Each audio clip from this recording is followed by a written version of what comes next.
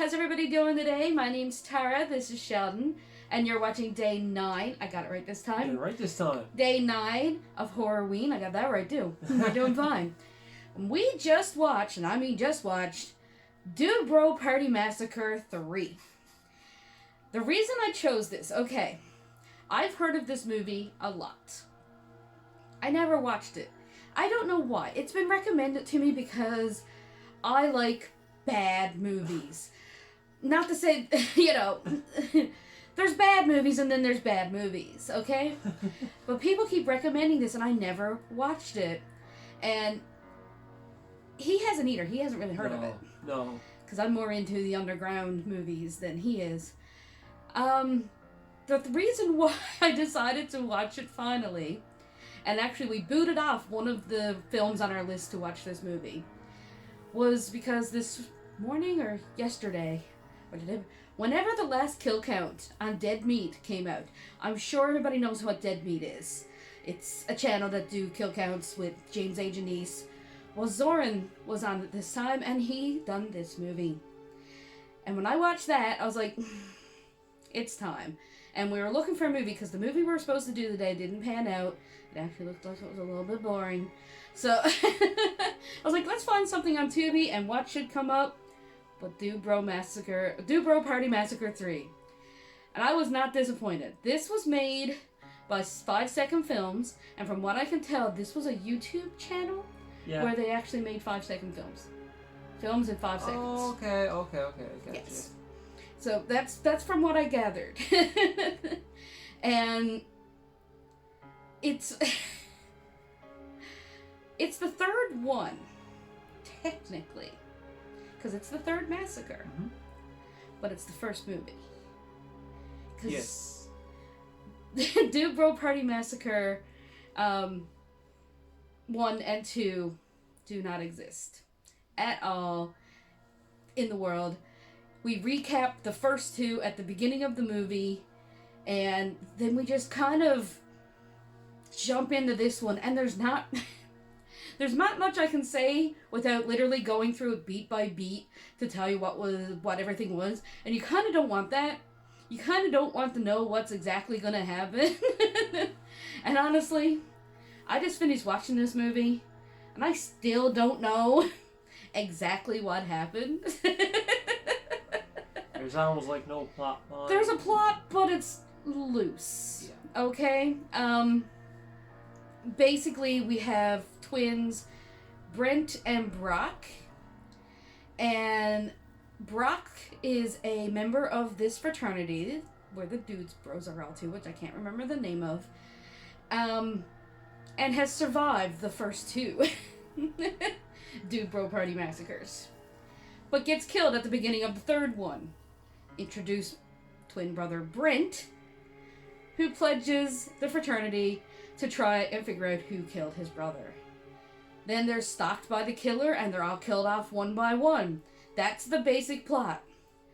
The killer, I won't reveal who the killer is, but literally it tells you in the first scene of the actual movie. Not the recap of the other two movies, but... Yeah.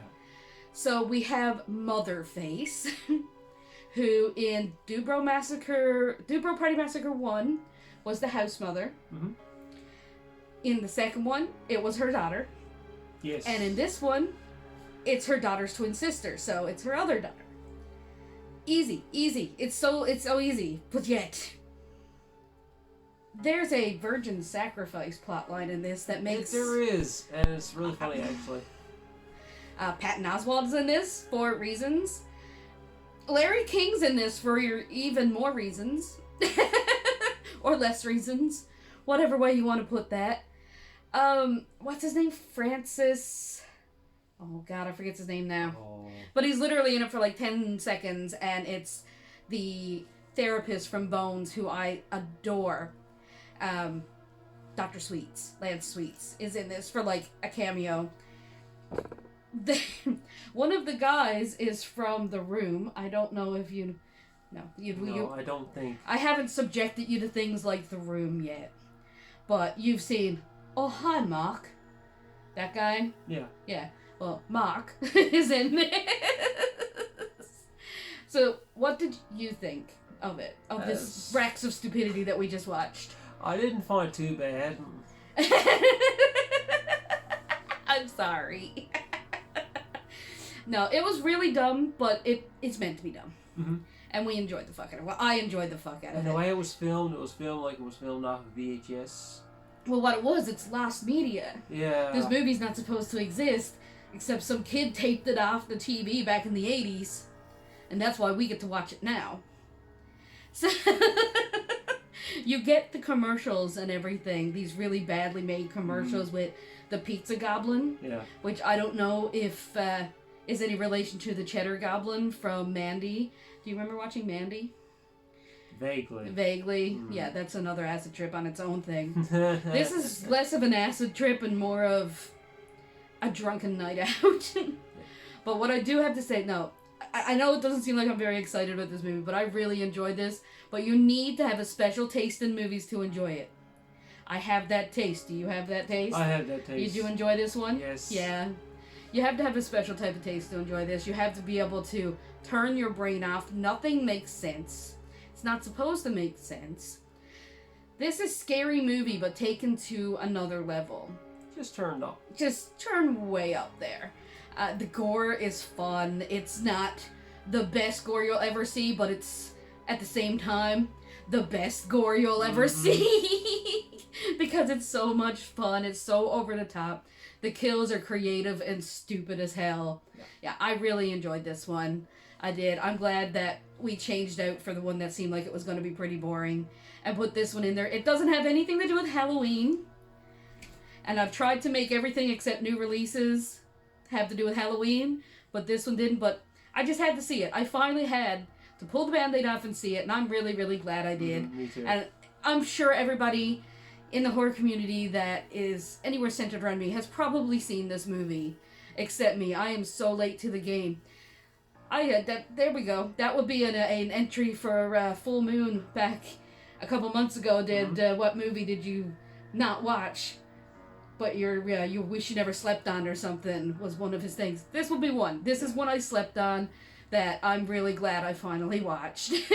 His pick for that was Gutterballs, and we still haven't seen Gutterballs. We have to see that. Yet. I have to look that up because that seems like it might be right up my alley too, of just over the top and ridiculous and gory. And this is ridiculous and gory in the funny way, though. It is. It is absolutely hilarious if that's your kind of humor, and we have real stupid senses of humor.